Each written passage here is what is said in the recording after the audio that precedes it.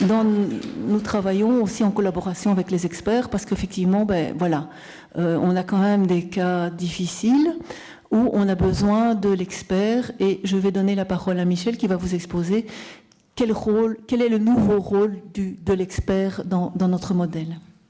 Alors, moi je viens de pas mal d'années d'expertise classique, et donc c'est réglé, les protocoles, etc. sont réglés par la loi, évidemment là-dedans.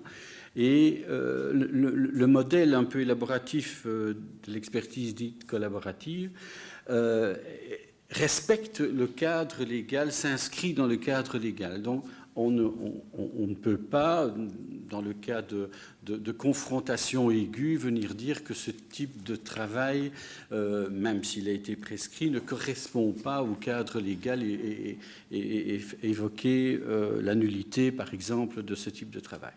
Alors, l'expertise classique, j'en étais fatigué au bout d'un certain temps, d'années d'ailleurs, parce qu'on arrivait à radiographier les situations, à diagnostiquer un certain nombre de choses, et puis lorsque on arrivait à des propositions, il n'y a qu'à, il n'y a pas qu'à, allez-y, bon courage, on est dans telle situation, ça fonctionne comme ça, etc. Il faudrait que...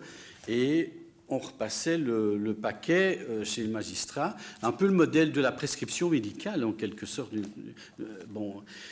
Tout en sachant que le parent n'allait pas aller chez le pharmacien chercher la pilule miracle pour résoudre le... Bon. Et donc, l'expertise dite de collaboration s'indique dans les cas de haut conflit où il y a risque de perte du lien parent-enfant. Alors, vous savez que pas mal de séparations se terminent après quelques années. Si on n'a pas une action, une interaction sur le type de séparation, il y a risque de perdre dans un pourcentage assez significatif de relations d'un enfant avec un de ses deux parents, dit le parent dit non gardien, etc. L'expertise collaborative, c'est un partenariat. D'une part, entre, bien sûr, les enfants concernés, les parents maintenus et actifs, du moins on les appelle à ce rôle actif dans leur parentalité, les avocats, que nous appelons à la réunion d'installation, ça je vais y revenir, et bien sûr le magistrat qui indique et qui va rester, qui ne sera jamais très loin d'ailleurs. De temps en temps, on refait appel à lui, je vous donnerai une explication là tout à l'heure. Et donc c'est ce qui va marcher dans ces cas de haut conflit et de risque de perte du lien, c'est l'articulation professionnelle. Les avocats ne viennent plus, comme on vous l'a dit tout à l'heure, nécessairement pour faire la guerre. Il y en a toujours qui viennent pour faire la guerre, ça c'est évident. Mais parfois pour collaborer et pour soutenir leurs clients dans l'élaboration commune d'une solution pour leurs enfants. En gros c'est ça. Alors, bien sûr, on ne va pas appliquer ça tel quel à toutes les situations. On va bien sûr, par les entretiens, qu'ils soient individuels, qu'ils soient collectifs, qu'ils soient parents-enfants, dans toutes et parfois même grands-parental, parfois des grands-parents jouent un rôle extrêmement important. On va s'assurer du bien fondé, du maintien de cette relation, évidemment. Si on a affaire à une pathologie mentale sévère chez un parent, on ne va pas aller le mettre une semaine sur deux chez le parent s'il y a vraiment des contre-indications. Et donc, après ces tours d'horizon où on s'assure de la parentalité, et notamment en allant un peu sur l'anamnèse, comme on appelle ça, c'est-à-dire, tiens, ces gens... Vous savez, les couples, enfin, je ne vais pas m'étendre, je vais faire très rapide, mais les couples ont des cycles, comme que vous avez été dans la petite enfance, que vous avez été enfant, que vous avez été adolescent, jeune adulte et adulte. Ben, les couples, ils ont des cycles aussi comme ça, il faut le savoir. Et la majeure partie des séparations séparations interviennent, la masse des séparations interviennent entre 12, 13, 15, 16 ans de couple habituellement. Et donc, par rapport à ça, et s'il n'y a pas de contre-indication majeure, on va tenter, après tout ce premier tour d'horizon et de senti de faisabilité, tenter de remettre, ne serait-ce qu'au travers d'une activité, avec l'accord des deux parents, de remettre en lien et petit pas par petit pas, voir l'extension progressive et le rééquilibrage. Alors, le rééquilibrage, ça ne veut pas dire tous une semaine d'un côté, une semaine de l'autre. Il y a des situations où les parents sont bien contents parce que, exemple, l'un des deux est infirmier, il fait les nuits, ou bien une autre profession, et donc il est bien content que l'autre parent épaule évidemment à ce moment-là. Et donc c'est dans la recherche et dans l'élaboration d'une solution commune. Et la particularité de ce type de travail, c'est que si on élabore une ébauche de solution, on l'applique, on la teste, on se revoit. Et on ajuste, si nécessaire. On voit ce qui tient la route ou ce qui ne tient pas la route là-dedans. Évidemment, on va travailler au corps toutes les situations de type conflictuel, parce qu'elles sont parfois extrêmement nombreuses, sinon ça ne nous arriverait pas. Il faut être tout à fait réaliste. Et donc, ce travail-là va tenter, pas à pas également, de désamorcer un certain nombre de conflits, de litiges, de choses extrêmement, parfois très, très, très, très anciennes, soit dans la vie du couple, soit dans les relations familiales au sens beaucoup plus large, parce que les grands-parents d'un côté ou les grands-parents de l'autre ont peut-être interagi, ont peut-être eu une influence qui n'est pas toujours appréciée par l'autre, etc., etc. Et donc ce travail de laboureur, ce travail petit pas par petit pas, d'élaboration commune de relations et de test de cette relation, on le scelle petit à petit dans des rapports dits intermédiaires, dont vous avez un ou deux exemplaires dans le petit fascicule. On va arriver au cas pratique. Oui, dans le petit fascicule. Je vous explique en gros, et puis on va y aller au cas pratique.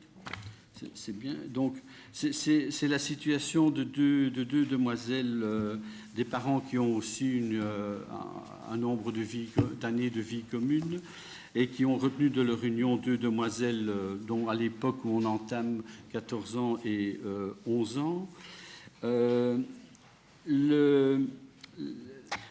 Michel, je commence, puisque avant que la situation nette arrive, elle passe chez moi. Donc, c'est pour faire comprendre à tout le monde comment on doit réagir assez rapidement. Alors, il faut s'accrocher. Il faut s'accrocher. Vous allez voir que dans cette situation-là, vous avez un inventaire avec tout ce qui a été fait, les 5 jugements et les 10 rapports intermédiaires dans votre phare de documentation.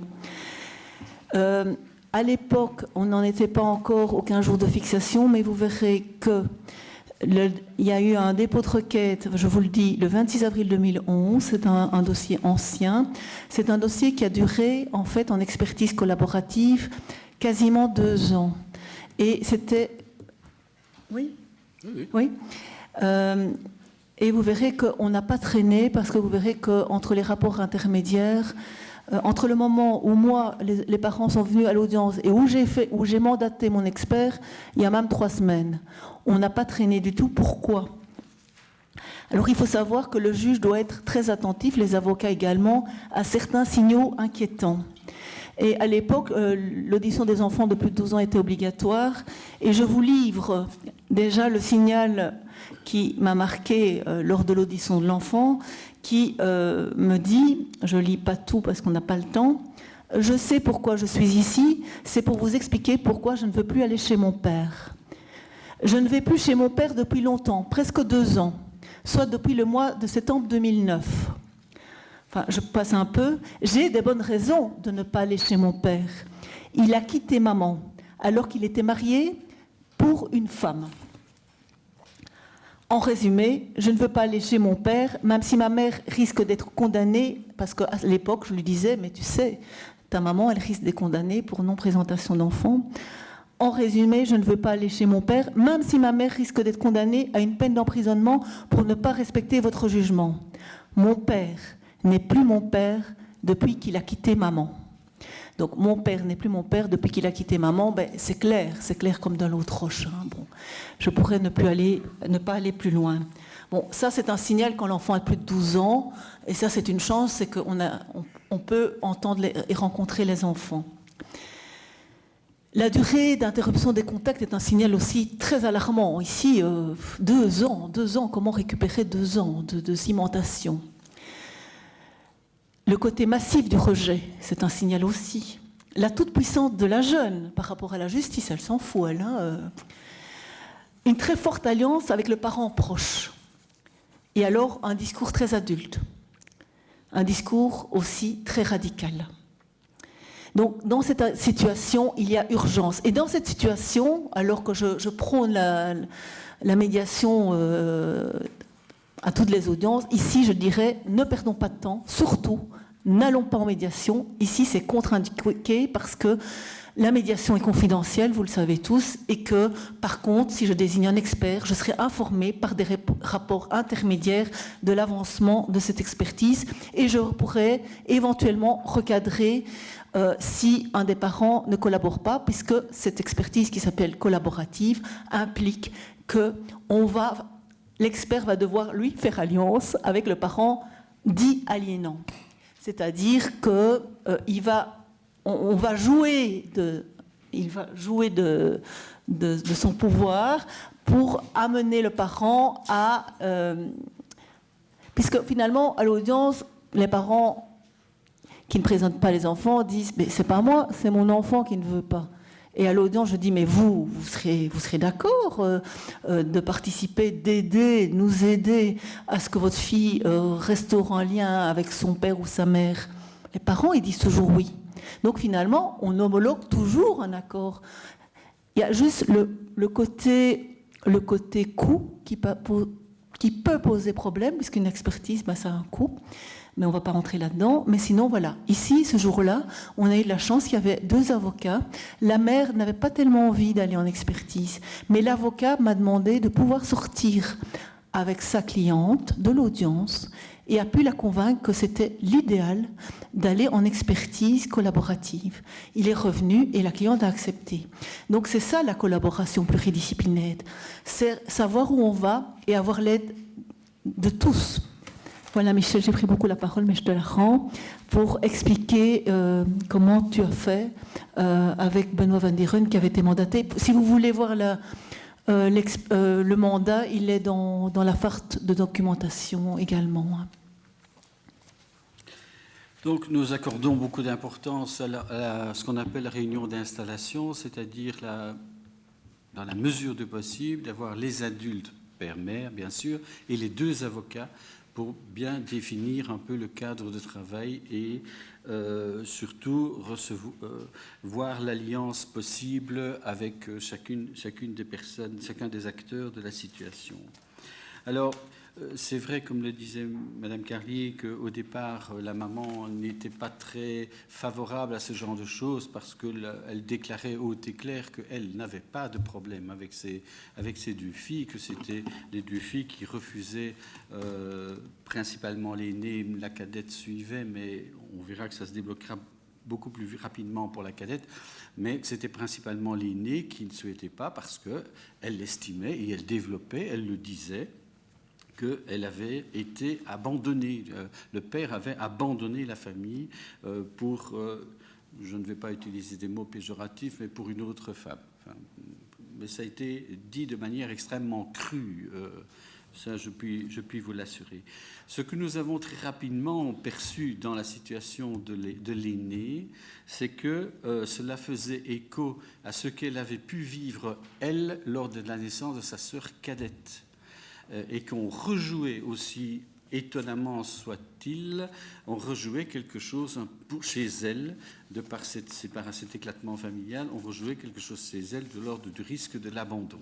Et donc, elle était moteur, et à de nombreuses reprises, enfin, c'est une expression que j'ai, elle faisait plus fort que sa mère, d'une certaine manière. Elle y allait, elle était au front. Et on a assez rapidement, à l'issue d'une première séance, obtenu de chacun des acteurs d'une activité père et fille, les deux filles, puissent se réaliser. On verra très rapidement que la cadette va se débloquer très très vite. Et les systémiciens diront peut-être, bah oui, mais d'autant que la sœur aînée freine, peut-être que la cadette s'autorise à, mais en tout cas, elle l'a fait, elle s'est autorisée à aller et progressivement renouera des contacts réguliers. Mais l'aînée, c'est au travers d'activités externes, surtout au départ, et encore faut-il que ça soit possible pour les adultes, sans la présence de la belle-mère. J'aime beaucoup cette expression, belle-mère. Et donc, c'était un niet absolu. Ça s'est même poursuivi, donc ces activités ont pu petit à petit avoir lieu, on a pu se revoir, et surtout travailler aussi le vécu de la mère qui se vivait, elle, lâchée un tant soit peu par les deux enfants, puisqu'ils osaient aller dans le camp ennemi. Une chose extrêmement importante, et ça je le vis, mais de manière extrêmement fréquente, lorsqu'il y a des questions matérielles, des questions de bâtiments, des questions d'argent, ça interfère massivement, même si dans ce cas-ci les personnes étaient aisées, etc., mais la mère véhiculait aux oreilles de ces deux filles, que effectivement, avec le sort qui allait être réservé de la maison familiale, elle allait se retrouver à la rue. Je ne vais pas vous le dire, mais quand on connaît la profession de la mère, on ne peut pas imaginer qu'elle va se retrouver à la rue. Ni le statut qu'elle a socialement, etc., ni celui du père non plus, etc. Mais ça a été dit aux filles. Les filles avaient le trouillomètre à zéro. Enfin, excusez-moi, je ne peux pas parler comme ça, mais les filles avaient extrêmement peur, croyant que une fois que la question de la maison allait être réglée, il y avait des procédures comme telles, et c'était une des étapes aussi qui a un peu apaisé les choses, c'est que le père a accepté de lâcher la maison familiale, etc. Et tout ça a été mis au nom des filles. Enfin, bon, voilà. Donc, ça a permis effectivement d'avancer petit pas par petit pas, de séquence en séquence, d'élargir le champ du père. La cadette est allée, y compris chez le père, belle-mère, etc., ça s'est établi. L'aîné n'a jamais voulu rencontrer la belle-mère, qu'elle continuait à qualifier, etc. Pire, il y a eu un incident entre guillemets, d'une intensité extraordinaire. Le père avait été rechercher ses filles à telle activité. Sur le chemin du retour, voilà Tipac, la fille de la belle-mère, si je me place, et attendait à l'arrêt de bus. Qu'est-ce que fait le père? Il s'arrête, évidemment, pour faire monter cette demoiselle, pour lui dire tu vas où, je te reconduis, etc., etc. Ça a fait un incident gigantesque, et il a fallu retravailler ça de manière extrêmement forte, parce que l'aîné avait de nouveau été dans la rupture par rapport à ça. C'était le tout ou rien qui était de mise. Bon, comme Marie-France vous l'a dit, on a travaillé près de 2 ans sur cette situation. Les choses se sont, entre guillemets, normalisées. Donc, la cadette avait du temps d'hébergement chez le père et sa nouvelle famille. Et l'aîné, c'était en termes d'activité, de contact, de rencontre. J'accompagne tu vas à telle manifestation sportive, etc. Je te conduis, etc., etc. Ça a fonctionné comme ça jusqu'au moment où, alors que nous avions, y compris des vacances, des séjours de vacances, parce que ça a été aussi une grosse part de négociation, oui. la chose la plus épique, c'est que ces gens, donc du couple initial, avaient l'habitude d'aller passer au moins une partie de leurs vacances annuelles sur la plage etc., etc. Et une année, évidemment, ils se sont retrouvés volontairement sur la plage. C'est ma plage, ce n'est pas ta plage, c'est ma... Bon. Bonjour les relations, mais bon, on en est sorti vivant, du moins moi ça va. Et pour la suite, à la fin de ce travail, bien sûr, la mère a arrêté le travail, mais on sait par ailleurs que les relations ont continué. Alors, évidemment, en préparant ce genre d'exposé, je me suis permis de téléphoner pour voir un peu X années après, puisque la fille, elle est majeure maintenant, l'aînée, elle est majeure, et l'autre, elle a 16 ans facilement, oui, elle a plus de 16 ans. Elle a 11 ans en 2011. Oui, elle a plus de 16 ans. Le bon sens, c'est bien sûr.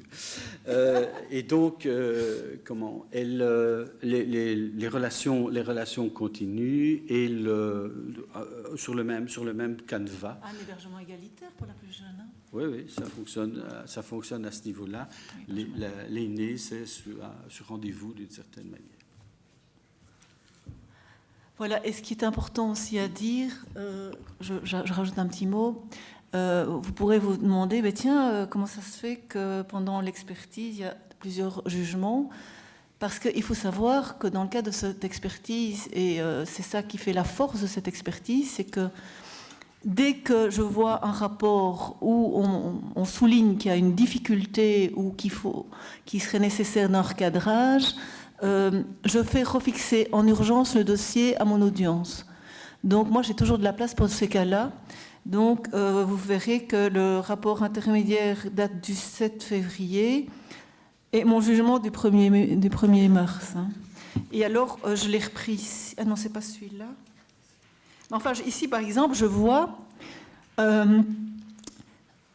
c'est mon jugement du 28 juin. C'est le refus de Madame à l'invitation des experts pour l'organisation des vacances et week-ends à venir qui a justifié la fixation d'office du dossier. Alors, je recadre, l'absence de collaboration de la mère et le ton avec lequel elle s'adresse aux experts est interpellant et inacceptable. Les experts ont pour mandat de tenter de retisser les liens entre le père et ses filles, et ce travail a déjà permis à Sophie, nous l'appellerons, de retrouver une relation affective épanouissante avec son père. Il est dès lors important de maintenir un cadre pour que les rencontres continuent d'être régulières et que les vacances se déroulent au mieux pour tous. En l'espèce, un hébergement secondaire de type classique pourra être établi pour Sophie. Quant à Nicole, selon les informations reçues par son père, elle n'aurait pas encore entamé un suivi psychologique. Par contre, elle serait demanderesse de passer un week-end avec son père. Donc je passe, et puis finalement, à la fin de mon jugement, je crois que c'est important pour montrer que, fatalement, dans certains dossiers, le juge doit recadrer et être assez strict et clair avec les parents qui ne respectent pas les instructions des experts. Madame est invitée à plus de modération et de respect dans ses propos à l'égard des experts. Par ailleurs, s'il advenait qu'elle persiste à ne pas répondre aux convocations, tant des experts que du tribunal, signe d'une absence de volonté de collaborer à l'expertise, il serait mis fin au mandat des experts qui ne peuvent travailler qu'avec des parents collaborants et respectueux de leur travail et de leurs injonctions. La présente constitue une sérieuse mise en garde. Voilà. Je suis tombée par hasard dessus, mais je trouvais que c'était important de voir quel est le rôle du magistrat. Est-ce que, Maître Marie, vous voulez ajouter quelque chose dans le cadre de l'expertise collaborative? Juste expliquer le rôle de l'avocat pendant tout ce temps-là. Lui aussi reçoit systématiquement tous les rapports intermédiaires. Et quand le client, que ce soit l'un ou l'autre, mais souvent l'autre, c'est-à-dire le parent gardien nous soutient, mais moi il n'y a aucun problème, mes enfants peuvent voir monsieur, c'est eux qui ne veulent pas, etc. Et que je lis une fois, deux fois, trois fois que mon ou ma cliente est réticente, je la reconvoque et je dis on n'est pas crédible dans ce qu'on raconte au juge. Moi, ça ne me pose pas de problème que vous soyez opposé, mais on assume jusqu'au bout ça. Et après, vous assumez les risques d'astreinte, les risques de vouloir retirer la garde. Vous vous positionnez, vous, en tant que parent, comme vous voulez, mais vous ne me faites pas dire qu'il n'y a aucun problème, que tout va bien, et je lis à toutes les lignes que ce n'est pas le cas. Et donc là, on a un débat serein, mais où moi, j'attends un mandat qui est clair. Est-ce que ça pose problème ou pas ? Mon rôle d'avocat et ma réponse d'avocat va être différente. Si j'ai un parent qui est tout à fait bloqué, il n'aura pas de lien. Ok, je vous explique les risques de ce positionnement-là. Et à l'audience, je dirais, ben voilà, la position de mon ou de ma cliente est telle, en sachant qu'il va se faire ramasser, mais je l'aurais prévenu ça à l'avance, que le juge va marquer ça dans son jugement et va être dans une logique d'astreinte en disant c'est pas possible. Donc là, le rôle de l'avocat, il est plus de clarifier le mandat et d'attirer l'attention sur ce qui va être dit de telle attitude. Voilà.